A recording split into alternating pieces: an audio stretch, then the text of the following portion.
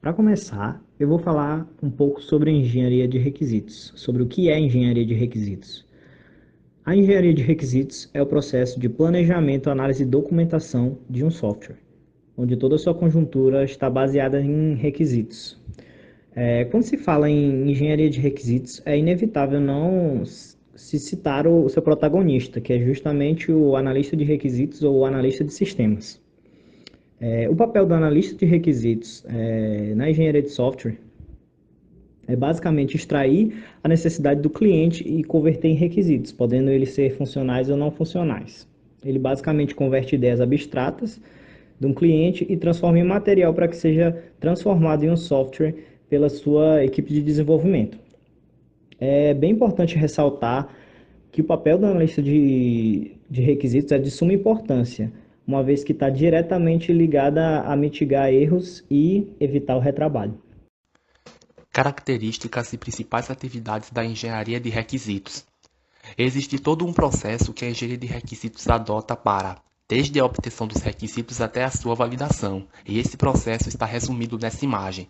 Primeiro, a produção dos requisitos divide-se em 4 etapas fundamentais: levantamento, onde iremos elicitar os requisitos conversando com o cliente; registro, onde será feita a documentação dos requisitos; verificação, onde será assegurado que os requisitos não possuam ambiguidade ou inconsistências; e validação, para validar os requisitos junto ao cliente para a homologação.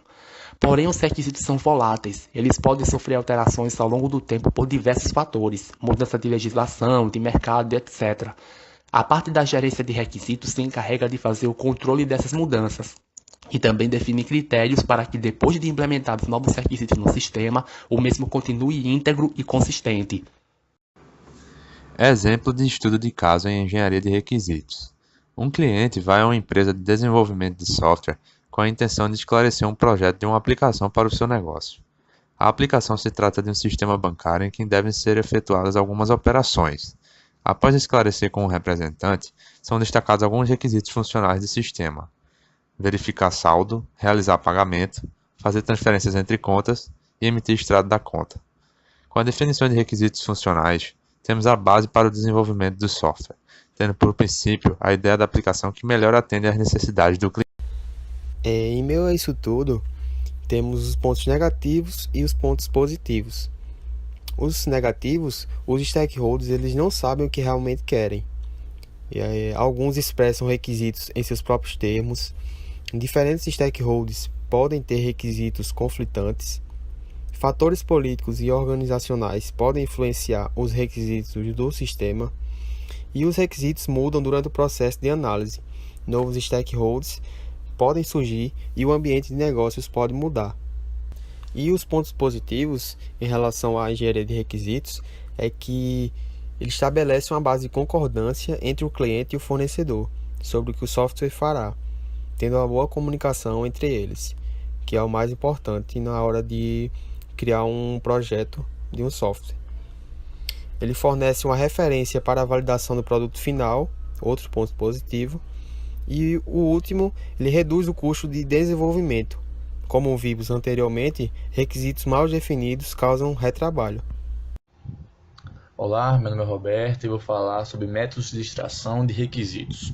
Bem, alguns métodos são como a entrevista, que é um diálogo entre entrevistador e entrevistado bem simples, rápido, para saber quais os requisitos esse entrevistado quer no sistema. Tem o JAD, que é o Joint Application Design, que em vez de ser um diálogo entre entrevistador e entrevistado, já é uma reunião de grupo, para ter mais ideias e saber especificamente o que esse entrevistado quer no sistema.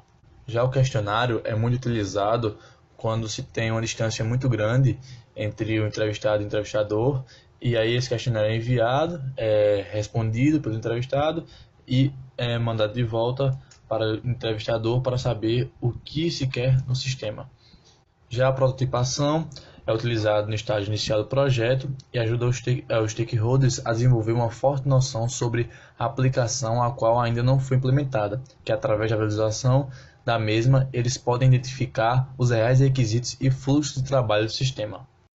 Todos os métodos de extração de requisitos possuem vantagens e desvantagens a serem consideradas e nenhum deles é completo dado as inúmeras variáveis de complexidade.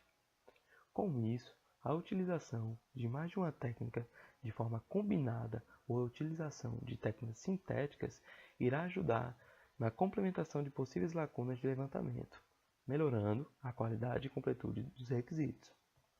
Este envolvimento contribui para a delimitação de um escopo de projeto mais consistente e embasado nos vários pontos de vista. Atualmente, tem-se procurado novas frameworks para o melhor desenvolvimento do produto final para o usuário. E temos ouvido falar muito em UX. E o que significa UX? UX é a sigla para experiência do usuário, que é um termo utilizado para mencionar a relação de uma pessoa com um produto, serviço, aplicativo ou software. Experiência do usuário basicamente engloba todos os aspectos de interação do usuário final com a empresa, seus serviços e os seus produtos.